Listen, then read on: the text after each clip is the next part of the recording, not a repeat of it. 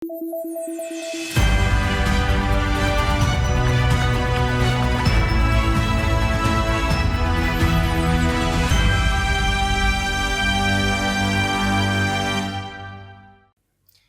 pun pemirsa Garuda TV, jumpa lagi bersama saya Dewi Sulistia dalam Lampung 8. Sejumlah informasi telah kami rangkai dan siap kami sajikan untuk Anda.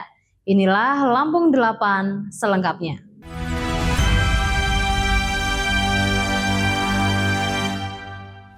Ya pemirsa, pemerintah Provinsi Lampung terus berkomitmen meningkatkan jaminan kesehatan bagi masyarakat melalui kepesertaan BPJS Kesehatan. Sekretaris Daerah Provinsi Lampung Marindo Kurniawan menyampaikan Pemprov Lampung mengalokasikan anggaran sekitar 85 miliar dalam APBD Provinsi Lampung. Pemerintah Provinsi Lampung terus berkomitmen meningkatkan jaminan kesehatan bagi masyarakat melalui kepesertaan BPJS Kesehatan. Sekretaris Daerah Provinsi Lampung Marindo Kurniawan menyampaikan Pemprov Lampung mengalokasikan anggaran sekitar 85 miliar dalam APBD Provinsi Lampung.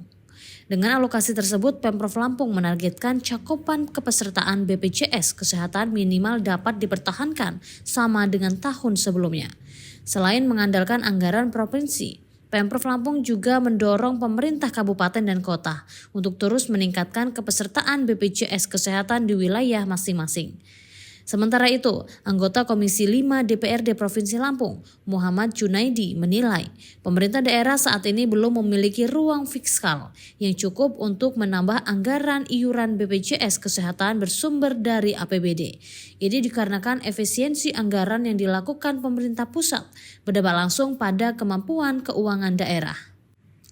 Dirinya menjelaskan keterbatasan anggaran daerah juga harus disandingkan dengan komitmen kepala daerah terhadap janji politik lainnya, khususnya di sektor pembangunan infrastruktur.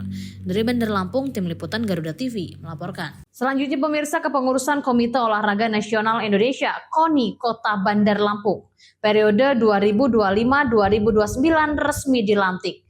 Pelantikan ini menjadi penanda dimulainya tugas dan tanggung jawab besar dalam pembinaan olahraga, sekaligus persiapan Kota Bandar Lampung sebagai tuan rumah Pekan Olahraga Provinsi Lampung 2026. Kepengurusan Komite Olahraga Nasional Indonesia KONI Kota Bandar Lampung periode 2025-2029 resmi dilantik. Pelantikan ini menjadi penanda dimulainya tugas dan tanggung jawab besar dalam pembinaan olahraga, sekaligus persiapan Kota Bandar Lampung sebagai tuan rumah Pekan Olahraga Provinsi Lampung 2026. Wali Kota Bandar Lampung yang juga Ketua KONI Bandar Lampung Eva Duyana menegaskan pelantikan bukan sekadar seremonial, melainkan momentum awal untuk memperkuat komitmen seluruh jajaran KONI dan cabang olahraga dalam menghadapi agenda strategis ke depannya. KONI Kota Bandar Lampung tetap selalu siap memberikan yang terbaik, terutama cabur-cabur yang memberikan prestasi yang baik. Ini juga ke depan kami dari KONI Kota Bandar Lampung akan memberikan support ya, terutama nanti habis dari pelantikan ini, mungkin nanti Januari kita akan panggil semuanya, karena ini juga lagi porkot ya, nanti porkot. Harapan Bunda cabur-cabur di Kota Bandar Lampung tetap semangat memberikan yang terbaik buat atlet-atlet kita, dan kami dari KONI Kota Bandar Lampung selalu memberikan support semuanya cabur-cabur yang ada di Bandar Lampung, dan kita bisa mewakili Porkop nanti di 2026. Sementara itu, Ketua KONI Provinsi Lampung Taufik Hidayat menyampaikan ucapan selamat kepada Ketua dan seluruh pengurus KONI Kota Bandar Lampung yang baru dilantik. Dirinya menegaskan amanah tersebut merupakan tanggung jawab besar dalam meningkatkan prestasi olahraga daerah. Kita dalam pelantikan ini bahwa jadi kami ada penyerahan SK penetapan Kota Bandar Lampung sebagai tuan rumah Porprov tahun 2026 yang diputuskan dalam raker KONI. Ia menambahkan surat keputusan penetapan Bandar Lampung sebagai tuan rumah Pemprov Lampung 2026 telah resmi disampaikan. Persiapan harus segera dilakukan secara menyeluruh, mulai dari organisasi pembinaan atlet hingga persiapan sarana dan prasarana. Dari Bandar Lampung, Tim Liputan Garuda TV melaporkan. Ya pemirsa, selanjutnya Wakil Bupati Tulang Bawang Barat Nardirsyah menyambut baik kemitraan tebu yang ditawarkan Sugar Group Company kepada masyarakat Tulang Bawang Barat. Dia yakin program SGC menggandeng petani bermitra menanam tebu, selain meningkatkan kesejahteraan petani, juga sejalan dengan program pemerintah pusat mewujudkan swasembada pangan khususnya gula tanpa impor. Menurut Wabub Nadir Syah saat menghadiri sosialisasi kemitraan tebu SGC di kantor Tiyuh Morgomulyo, Tumi Jajar Tubaba pada Selasa 23 Desember 2025 bahwa pemerintah Kabupaten Tulang Bawang Barat mengajak semua stakeholder melihat persoalan bahwa saat ini petani lagi terpuruk karena singkong yang harus ditanam harganya lagi turun. Harus dicarikan solusinya dan menanam tebu bermitra dengan pihak SGC bisa jadi solusinya.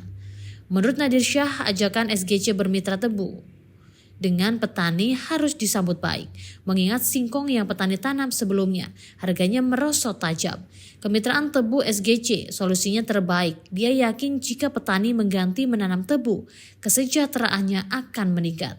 Ia berharap masyarakat petani yang hadir dalam sosialisasi tersebut menyebarkan kabar baik kepada petani lain di Tulang Bawang Barat.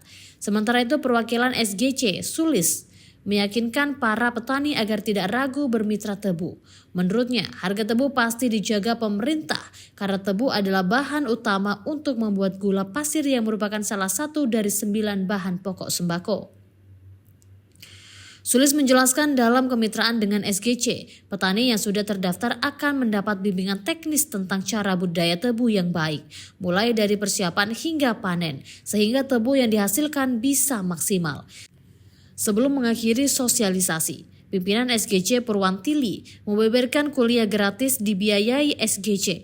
Dijelaskan pihaknya meyakini kemajuan daerah atau perusahaan sangat ditentukan kualitas masyarakat atau pekerjanya. Karena itu perusahaan yang dipimpin telah mendirikan perguruan tinggi di Tulang Bawang Barat. Seluruh siswa yang masuk tanpa dipungut biaya. Bahkan setelah lulus langsung diterima bekerja di SGC. Dari Tulang Bawang, Tim Liputan Garuda TV melaporkan. Setiap hari, 1,5 juta orang bekerja dari dini hari. Setiap hari, lebih dari 12.000 dapur serentak beroperasi. Setiap hari, lebih dari 35 juta porsi makanan disiapkan untuk meningkatkan gizi anak di seluruh Nusantara. Sebuah misi yang terdengar tak masuk akal demi masa depan Indonesia. Di mana dapur-dapur yang terbaik? Siapa para pahlawan gizi yang tak kenal lelah?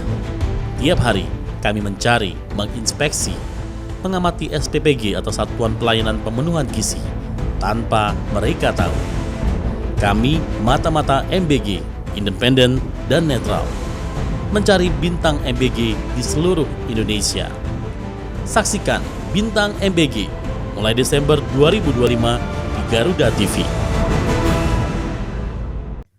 Ya, selanjutnya pemirsa, Sekretaris Daerah Provinsi Lampung Marindo Kurniawan selaku Ketua Forum Penata Ruang Provinsi Lampung membuka rapat pleno FPR Provinsi Lampung yang membahas rancangan peraturan daerah rencana tata ruang wilayah Kabupaten Waikanan di ruang rapat utama kantor Gubernur Lampung pada Rabu 24 Desember 2025.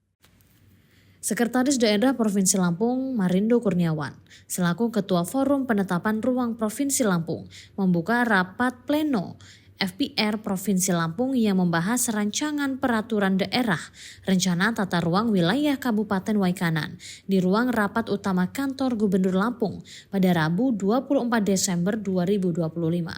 Marindo mengatakan bahwa rapat pleno FPR merupakan tahapan strategis dan krusial dalam proses revisi RTW Kabupaten Kota. Tahapan ini diperlukan untuk memastikan keselarasan kebijakan lintas sektor dan lintas wilayah sebagaimana diamankan dalam Peraturan Pemerintah Nomor 21 Tahun 2021 tentang penyelenggaraan penataan ruang. Marindo menjelaskan sejalan dengan visi Indonesia Emas 2045, Provinsi Lampung berkomitmen memposisikan diri sebagai salah satu kekuatan ekonomi nasional. Komitmen tersebut tercermin dalam tujuan penetapan ruang Provinsi Lampung, yakni mewujudkan daerah yang berjaya, melalui pengembangan ekonomi berdaya saing dengan tetap mempertahankan daya dukung dan daya tampung lingkungan secara berkelanjutan. Penyusunan dan revisi RT/RW mengacu pada Undang-Undang Nomor 6 Tahun 2023 tentang Cipta Kerja yang mendorong simplifikasi, regulasi serta selaras dengan 8 agenda pembangunan nasional atau Asta Citra dalam Rencana Pembangunan Jangka Menengah Nasional 2025 hingga 2029. Berlandaskan filosofi Saibumi Ruwacurai, RT/RW Provinsi Lampung 2023-2043 dibangun di atas 3 pilar utama, yakni ketahanan, kemakmuran, dan keberlanjutan melalui kolaborasi lintas sektor. Dari Bandar Lampung, Tim Liputan Garuda TV melaporkan. Ya pemirsa, semarak dan suasana hangat serta penuh kesiapan mulai terasa di sejumlah gereja di kota Bandar Lampung. Sehari menjelang perayaan Natal 2025 kemarin, sejumlah gereja menggelar rangkaian ibadah Natal sejak kemarin, kemudian berlanjut hingga perayaan Natal Kamis 25 Desember 2025. Kondisi itu terlihat di Gereja Metodis Indonesia Immanuel Bandar Lampung dan Gereja Katedral Kristus Raja Tanjung Karang.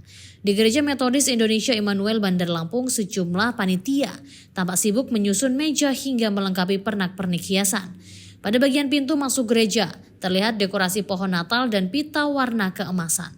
Sedangkan di aula gereja tampak beberapa pengurus masih terlihat melengkapi dekorasi dengan mengatur bunga hingga memastikan kebersihan area. Replika pohon Natal besar penuh hiasan juga berdiri di pelataran gereja tersebut. Pemandangan serupa juga terlihat di Gereja Katedral Kristus Raja Tanjung Karang. Ribuan kursi sudah tersusun rapi hingga halaman aula ibadah. Beberapa petugas nampak masih menghiasi altar gereja.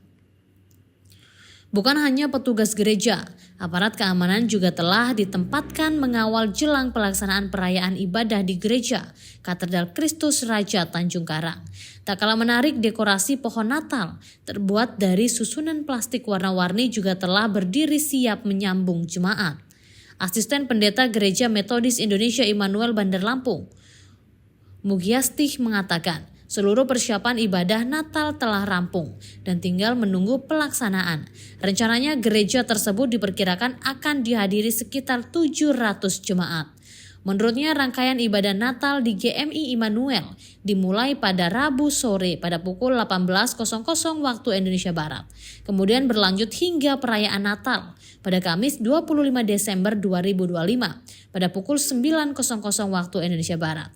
Setelah itu tidak ada lagi rangkaian ibadah lanjutan hingga memasuki tahun baru. Selain itu, doa khusus turut dipanjatkan bagi para korban bencana alam di Sumatera. Bahkan gereja sebelumnya telah melakukan penggalangan dana yang telah disalurkan kepada pihak-pihak terdampak. Koordinator Utama Gereja Katedral Kristus Raja Tanjung Karang, F. Joko Winarto, turut memastikan kesiapan gereja juga telah memasuki tahap akhir. Ribuan kursi telah disiapkan untuk menampung jemaat yang akan mengikuti misa Natal. Misa malam Natal akan dilaksanakan dalam 2 sesi, yakni pukul 18.00 waktu Indonesia Barat dan 21.00 waktu Indonesia Barat.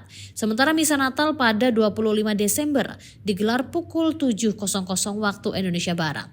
Selain di gereja utama, misa juga dilaksanakan di GSG Villa Citra untuk mengakomodasi para jemaat. Dari Bandar Lampung, Tim Liputan Garuda TV melaporkan. Ya, selanjutnya pemirsa, jelang perayaan Natal, umat Katolik di berbagai daerah memiliki tradisi sakral tahunan.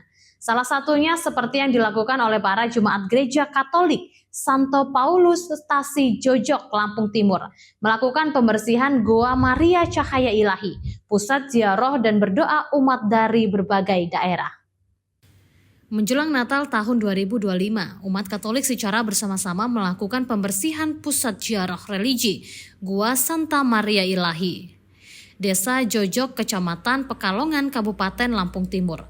Berbekal peralatan seadanya, lokasi seluas 531 meter persegi itu dibersihkan secara menyeluruh, mulai dari halaman goa, tempat duduk peziarah hingga ornamen sakral lainnya.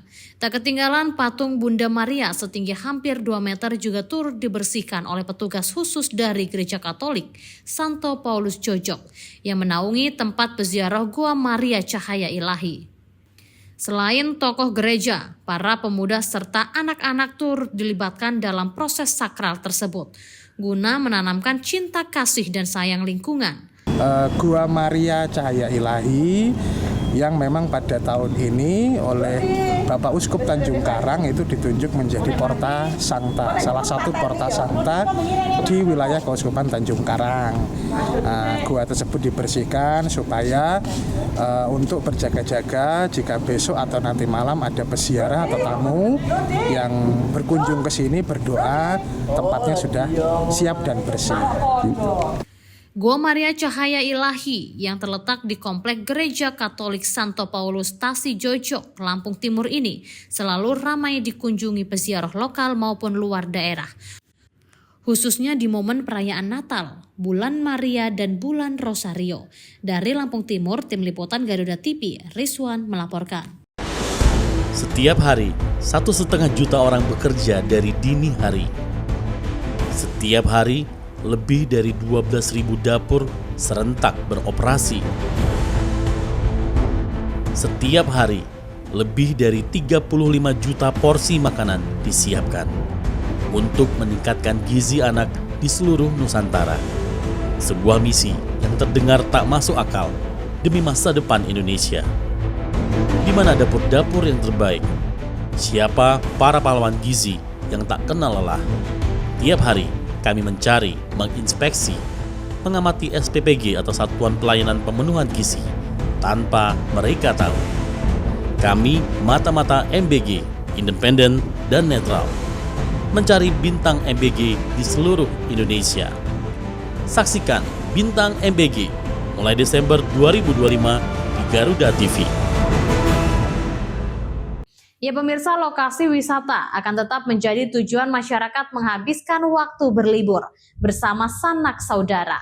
Karena itu pelaksana tugas PLT Kepala Dinas Pariwisata Kabupaten Pesawaran, Hendra Sulistianto, menghimbau seluruh pemilik dan pengelola destinasi wisata untuk meningkatkan standar pelayanan serta keamanan selama liburan Natal 2025 dan Tahun Baru 2026. Lokasi wisata akan tetap menjadi tujuan masyarakat menghabiskan waktu berlibur bersama sanak saudara. Karena itu, pelaksanaan tugas Kepala Dinas Pariwisata Kabupaten Pesawaran, Hendra Sulistianto, menghimbau seluruh pemilik dan pengelola destinasi wisata untuk meningkatkan standar pelayanan serta keamanan selama libur Natal 2025 dan Tahun Baru 2026. Imbauan tersebut merupakan tindak lanjut dari Surat Gubernur Lampung nomor 500-3/6753/5.2025 tentang kesiapan daerah dalam menghadapi lonjakan kunjungan wisatawan pada momentum Nataru. Karena itu, seluruh pemangku kepentingan pariwisata di Kabupaten Pesawaran diminta memastikan kesiapan destinasi, baik dari segi pelayanan maupun kenyamanan pengunjung. Pengelola didorong untuk menyelenggarakan berbagai kegiatan atau event menarik selama masa liburan Natal dan Tahun Baru, guna meningkatkan daya tarik kunjungan. Pengelola diminta menjaga keamanan dan ketertiban di kawasan destinasi wisata masing-masing, agar tercipta suasana liburan yang aman dan nyaman bagi wisatawan. Dari Pesawaran, Tim Liputan Garuda TV melaporkan. Ya pemirsa, Kabupaten Lampung Selatan bersama Pengadilan Agama Kalianda menggelar sidang isbat nikah massal. Kegiatan ini diikuti sebanyak 106 pasangan suami istri dari 12 kecamatan yang pernikahannya belum tercatat secara resmi sah oleh negara. Sidang isbat nikah massal diikuti 106 peserta dari 12 kecamatan digelar di Aula Kantor PKK Lampung Selatan. Kegiatan ini merupakan kolaborasi antara pemerintah daerah dan pengadilan agama untuk mempermudah akses layanan hukum bagi masyarakat yang belum tercatat secara resmi di negara. Kepala Pengadilan Agama Kalianda Kori mengatakan dalam proses sidang tersebut, Majelis Hakim memeriksa kelengkapan administrasi, kesaksian, serta keabsahan pernikahan sesuai ketentuan hukum Islam dan perundang-undangan yang berlaku. 6 perkara, sama pasangan, dan manfaatnya tentu ya tadi tentang untuk administrasi kependudukan, pencatatan, karena masih banyak masyarakat kita yang belum menikah secara tercatat di negara. sehingga tentu akan merugikan masyarakat sendiri kalau dia tidak tercatat pernikahannya, urus administrasi kependudukan dan lain-lain. Setelah dikabulkan, pasangan akan mendapatkan penetapan isbat yang menjadi dasar penerbitan buku nikah oleh Kantor Urusan Agama. Sementara itu, Bupati Lampung Selatan Radityo Egi Pratama menegaskan program isbat nikah massal merupakan bentuk komitmen pemerintah daerah dalam memberikan pelayanan administrasi kependudukan yang inklusif dan berkeadilan bagi masyarakat. Apakah akan terus diadakan dengan berkolaborasi dengan pengadilan agama? Mungkin insya Allah kita jadi program itu karena program ini kan memberikan manfaat yang positif untuk masyarakat dan memberikan ini juga ya dampak lah secara langsung pada masyarakat. Para peserta isbat nikah massal mengaku merasa terbantu dengan adanya program ini. Setelah bertahun-tahun menjalani pernikahan tanpa dokumen resmi, kini mereka mendapatkan kepastian hukum atas status pernikahannya. Rasanya kayaknya seneng banget itu tadi dari mukanya. Ya karena tahu putusannya kan, maksudnya tahu kalau selanjutnya kan gimana. Jelas. Aja buat Bapak Bupati, buat Pemda udah diadain ini buku nikah gratis. Dari Lampung Selatan, Tim Liputan Garuda TV, Heri Afriansyah melaporkan.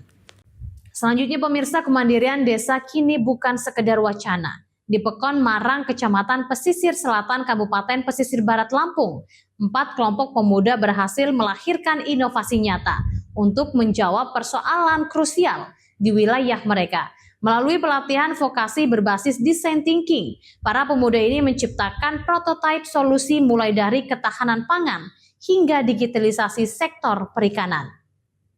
Gubernur Lampung dalam kunjungannya pekan lalu meninjau langsung hasil karya para peserta program Pesisir Barat Health and Tourism Center tersebut.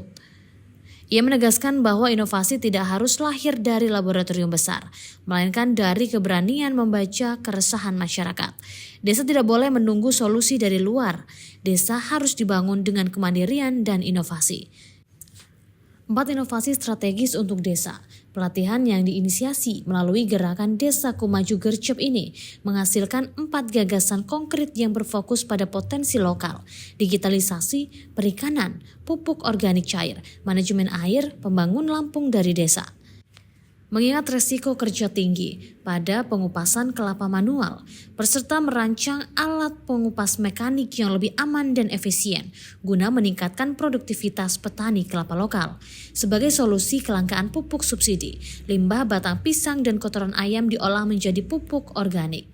Inovasi ini diklaim mampu menekan biaya produksi petani sekaligus menjaga kesuburan tanah.